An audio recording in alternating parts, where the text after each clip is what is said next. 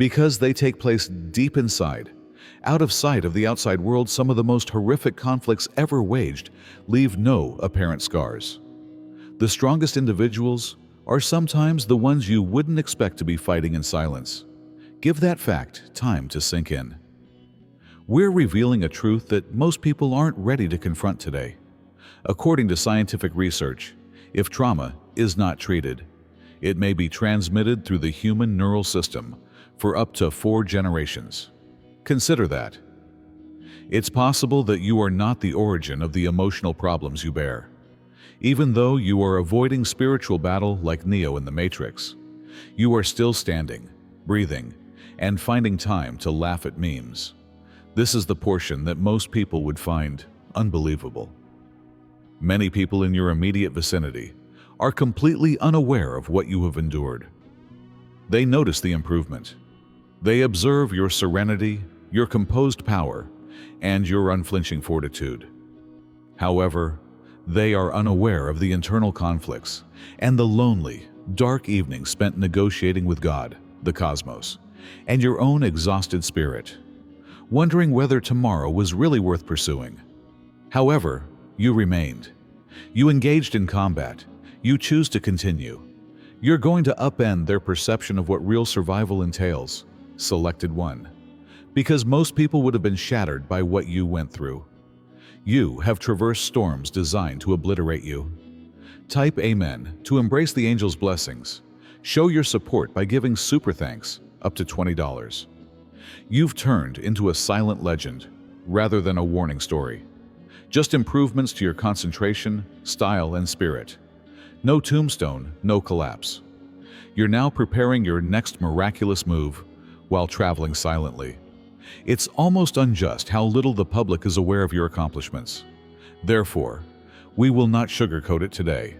This isn't about cliches or motivating jargon. This is about the unvarnished, unadulterated, heart-wrenching reality of your survival and the reasons why the world will be in such shock when it learns how much you've gone through. All without ever seeming like what you've been through. Let's get started. The first thing you must realize is that you were never singled out for harassment because of your outward appearance. Your presence upset invisible systems, not specific individuals, which is why you were singled out. Most people believe that poisonous friends, damaged families, evil people, and failed relationships are to blame for the suffering you went through. They identify faces and point fingers at them. But there is more to the reality. Those individuals were only tools, players in a more extensive and covert scheme. A system whose only purpose is to prevent you from being the person that God intended you to be. Your struggles were spiritual encounters with deeply ingrained systems, rather than just interpersonal disputes. These were inherited dysfunctions, generational habits, and ancestral scars that were never supposed to be questioned. However, they were challenged by your mere presence. Your energy started shifting atmospheres as soon as you stepped into this realm. Even before you realized it completely, your light started to shake foundations. People sensed it, but they were unable to articulate it. And people either respond with terror or lean in with love when they experience something they cannot comprehend. Sadly, a lot of people opted for fear. Not only were you dealing with challenging individuals, but you were also facing curses inherited from bloodlines, unquestioning beliefs, and customs that were masquerading as traditions. Either you were supposed to remain quiet, or you were supposed to break, but neither did you. The assaults started as soon as you started acting differently, thinking differently, or defying the script. Your awakening endangered the very existence of outdated institutions that depended on compliance and quiet, not because you were mistaken. The response you experienced was more about the mirror you held up than it was about you. Their stagnation was revealed by your development. Their scars were brought to light by your mending.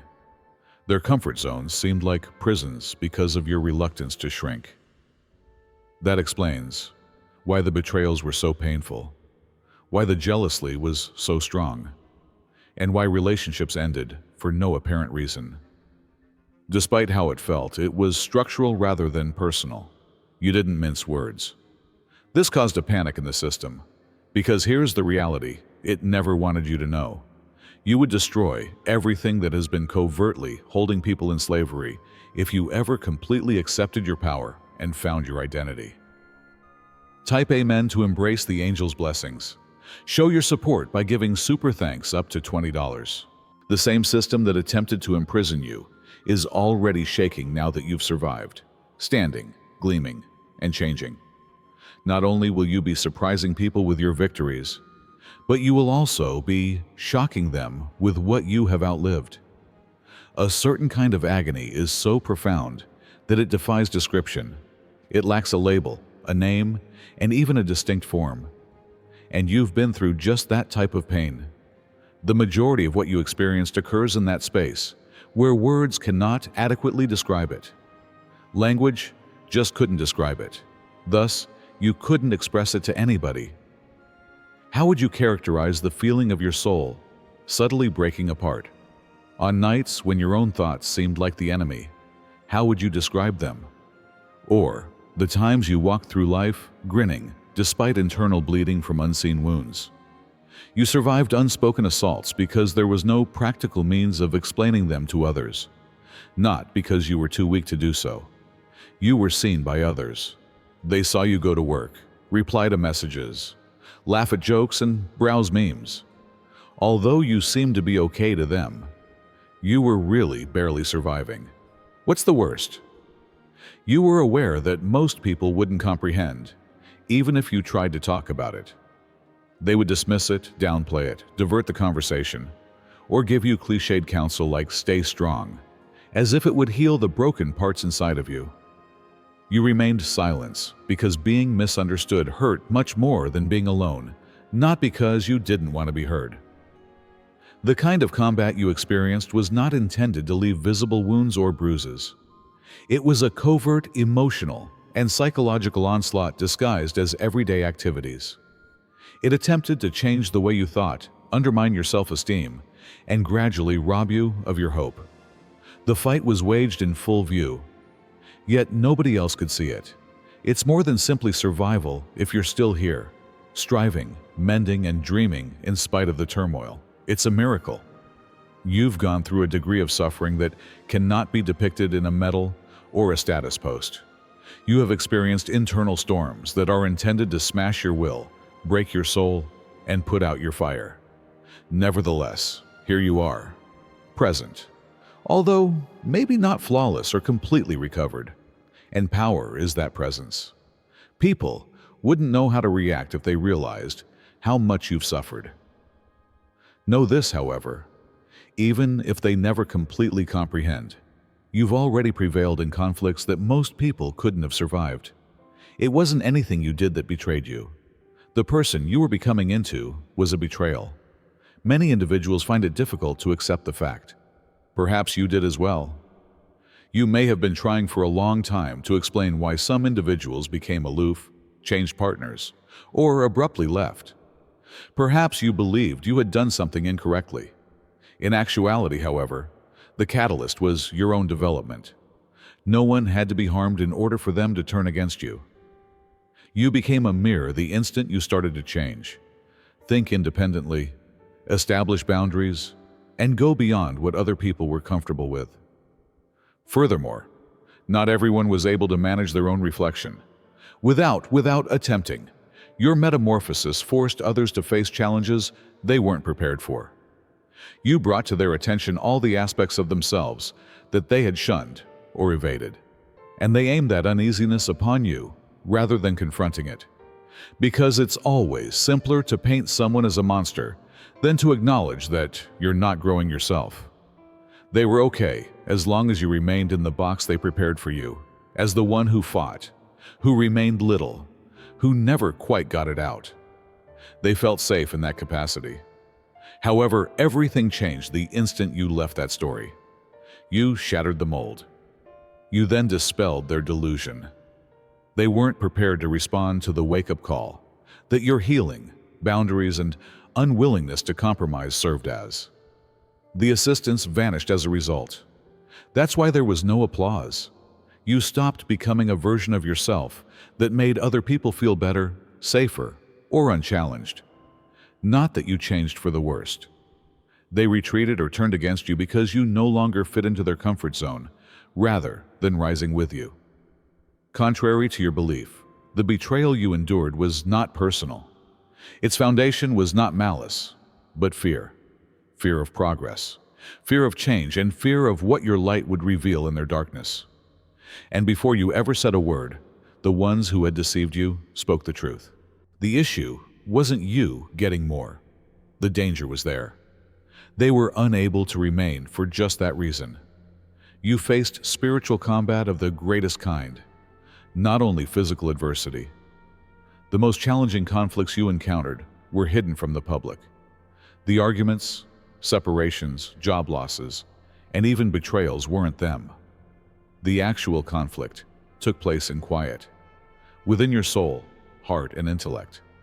These assaults weren't meant to just annoy you or cause you emotional distress. They were purposefully created to extinguish your inner light, deprive you of your hope, sap your pleasure, and quiet your spirit. Breaking you was the goal, not breaking your body. You have faith in the process, you believe in good things, and you want to continue enjoying life with enthusiasm. Your sense of self was permanently fractured by the individuals and circumstances that came against you, not only to momentarily bruise you. They were attempting to completely destroy your willpower, leaving you empty on the inside, even if you were still alive. And for that reason, your survival is so remarkable. Physical wounds, you see, go away. They heal, scab up, and then vanish. However, the kind of pain you experience is not visible on your skin. It manifests in your outlook on life, your interpersonal relationships, and your sense of security in just being. This was more than just a struggle. It was a full-scale attack on your faith, your peace of mind, and your will to get out of bed in the morning. Type Amen to embrace the angel's blessings. Show your support by giving super thanks up to $20. On some days, you felt as if life had quietly drained out of you. The strikes understood just where to hit you, where it hurt the most. Not because you were weak. The reality is that most individuals don't understand how to survive that. That strength isn't typical. That is the resilience of God, because a lot of people don't survive that type of conflict. They become less of themselves. Their numbness sets in. They give up. However, despite the chaos, you persisted, even in the silence, when your only hope was to live one breath at a time. And it is a marvel beyond most people's ability to understand that you are still here, still dreaming, still loving, still smiling. The second discovery is this: the idea that some cycles cannot be broken was disproved by your survival. Your life was written with invisible scripts from the time of your birth. Family dysfunction masquerading as custom, traumatic experiences that are inherited. Silence is confused with power. You were supposed to remain where you were, but no one informed you directly.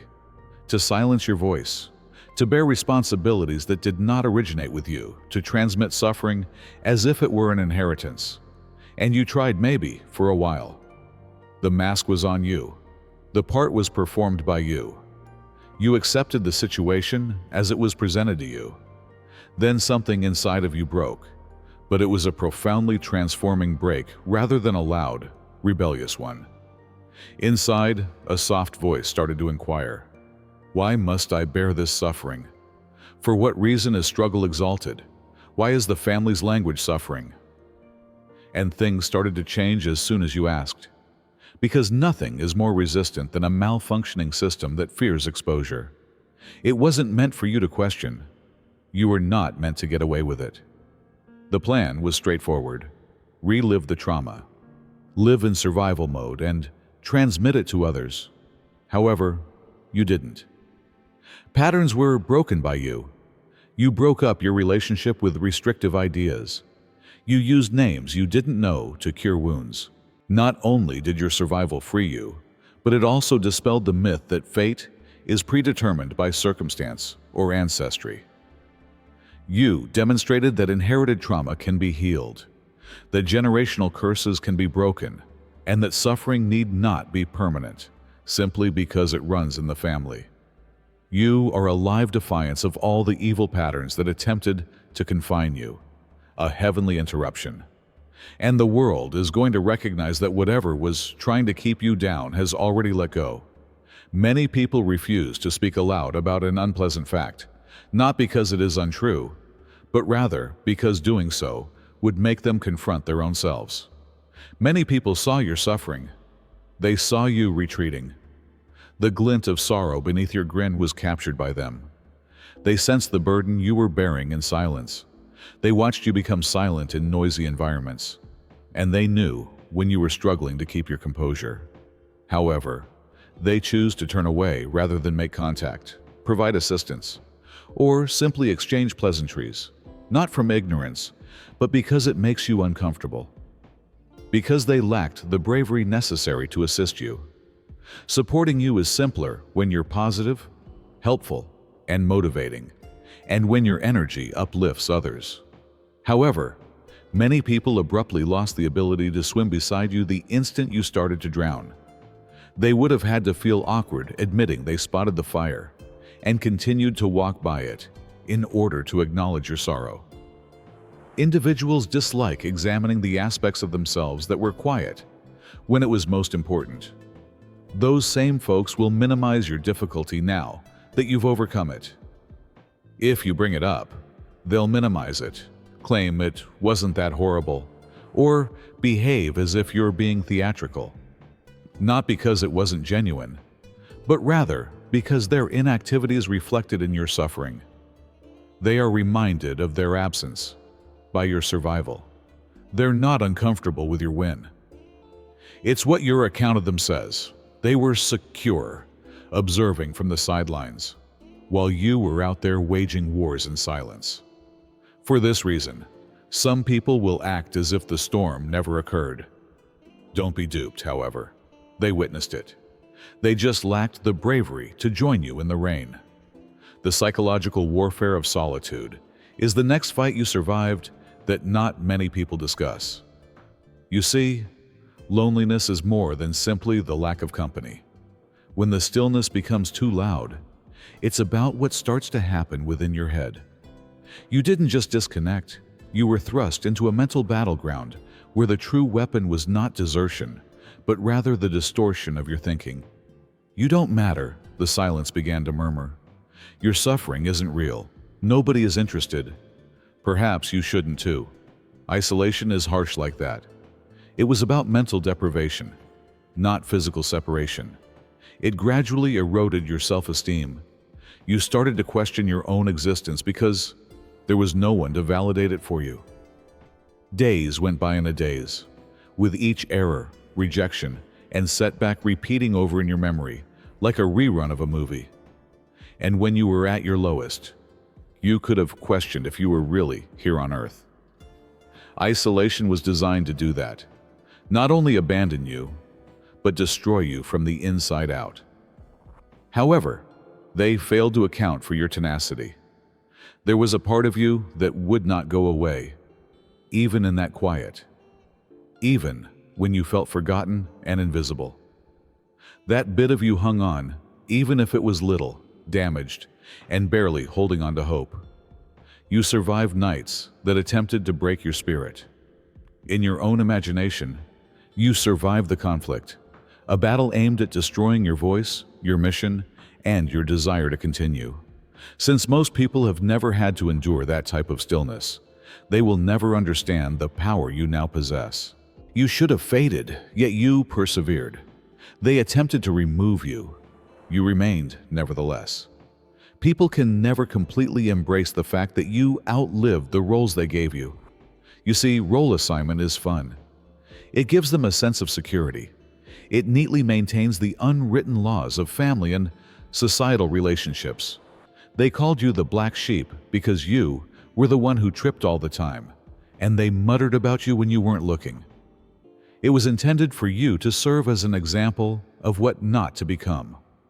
When they wanted to feel better about their own dysfunction, they could use this live cautionary tale as support. They found solace in your failures. They used your difficulties as a justification to evade their own development. Some of your worst critics pretended to be friends and relatives. They required you to remain in that shattered position, not simply because they expected you to, because they didn't have to deal with their own mediocrity, as long as you were the one who was lost. Unstable, unhealed, and trapped in turmoil, you were penned into a narrative you never consented to. Then you did something that they didn't anticipate. Your role was rewritten by you. You began to recover. You began to develop. Without their praise or approval, you began to regain your serenity and build small victories. You just outgrew every box they attempted to put you in, and you didn't ask for permission. And they are really irritated by it. It's your unwillingness to remain where they left you, not your achievement. You always appeared with a new story twist when they were expecting you to fail. They are consumed by the fact that your entire existence suddenly runs counter to the story they held to, because until you're the failure, the tale doesn't work.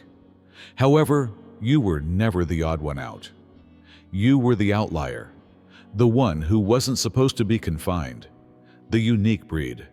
They're left with a script that doesn't make sense now that you've escaped. The second reality that they will never be able to comprehend is that the ordinary individual would have been institutionalized as a result of what you suffered. Not only is what you have endured terrible, but it is incomprehensible. Most individuals couldn't endure even a small portion of the suffering, betrayals, and anguish you endured on your own. What shattered you was meant to break you forever.